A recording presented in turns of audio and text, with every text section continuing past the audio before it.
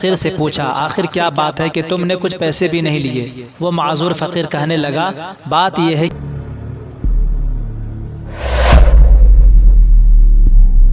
بسم اللہ الرحمن الرحیم۔ محترم بزرگوں اور دوستوں، حضرت مولانا پیر ذوالفقار احمد نقشبندی صاحب اپنی کتابوں میں لکھتے ہیں کہ جامع مسجد دہلی کے دروازے پر ایک معذور آدمی بیٹھا بھیک مانگ رہا تھا۔ ایک انگریز وہاں مسجد کو دیکھنے کے لیے آیا۔ ہم نے بھی دیکھا کہ جامع مسجد کو انگریز دیکھنے کے لیے آتے جاتے رہتے ہیں۔ وہ انگریز بڑا عہدہ رکھتا تھا۔ جب وہ اس فقیر کے پاس سے گزرا تو اس نے سیلوٹ مارا تاکہ کچھ دے جائے۔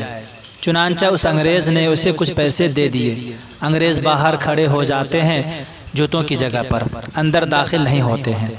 مسجد کے نقش و نگار اور عظمت ایسی ہوتی ہے کہ اللہ کے گھر کے سامنے ہی انہیں سکون مل جاتا ہے۔ وہ انگریز مسجد کو دیکھ کر چلا گیا۔ گھر جا کر اسے معلوم ہوا کہ جس بٹوے سے پیسے نکال کر دیے تھے وہ بٹوا جیب میں نہیں ہے۔ پیسے بھی کافی تھے اور پتہ بھی نہیں کہ کہاں گرے ہوں گے۔ ایک ہفتہ بعد پھر اسے چھٹی ہوئی۔ اس کی بیوی نے کہا کہ تم مسجد دیکھ آئے تھے، مجھے بھی دکھاؤ۔ چنانچہ چھٹی والے دن وہ اپنی بیوی کو لے کر مسجد دیکھنے کے لیے آیا۔ جب وہ انگریز اس معذور فقیر کے پاس سے گزرنے لگا تو وہ فقیر فوراً کھڑا ہو گیا اور اس سے کہا کہ آپ پچھلی دفعہ آئے تھے، مجھے پیسے دیے تھے، اس کے بعد آپ بٹوا جیب میں ڈالنے لگے، تھوڑی دور آگے جا کر بٹوا گر گیا تھا اور میں نے اٹھا لیا۔ یہ بٹوا میرے پاس آپ کی امانت ہے، یہ میں آپ کے حوالے کرتا ہوں۔ انگریز نے بٹوے کو کھول کر دیکھا تو پیسے بالکل پورے تھے۔ حیران ہو کر وہ سوچنے لگا بٹوا تو دے دیتا مگر اس کے اندر کی کچھ رقم نکال سکتا تھا۔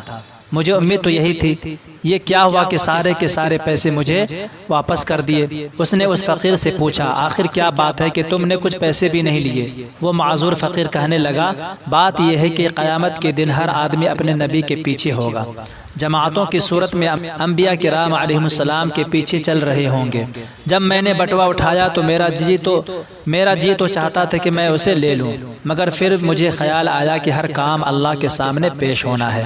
اگر میں یہ پیسے رکھ لوں گا اور کل قیامت کے دن میں حضور صلی اللہ علیہ وسلم کے پیچھے کھڑا ہوں گا اور آپ حضرت عیسیٰ علیہ السلام کے پیچھے کھڑے ہوں گے، اس وقت ایسا نہ ہو کہ آپ کے نبی میرے نبی صلی اللہ علیہ وسلم کو گلا دے، شکوہ کریں کہ آپ کے امتی نے میرے امتی کے پیسے لے لیے تھے۔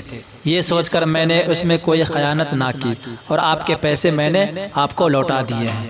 حضرت مولانا پیر ذوالفقار احمد نقشبندی صاحب لکھتے ہیں کہ کاش ہمیں دہلی کے اس معذور فقیر جیسی محبت بھی حضور صلی اللہ علیہ وسلم سے ہو جاتی۔ اللہ تعالی ہم سب کو اپنے نبی حضرت محمد صلی اللہ علیہ وسلم سے محبت کرنے والا بنائے اور ان کے طریقے پر چلنے والا بنائے۔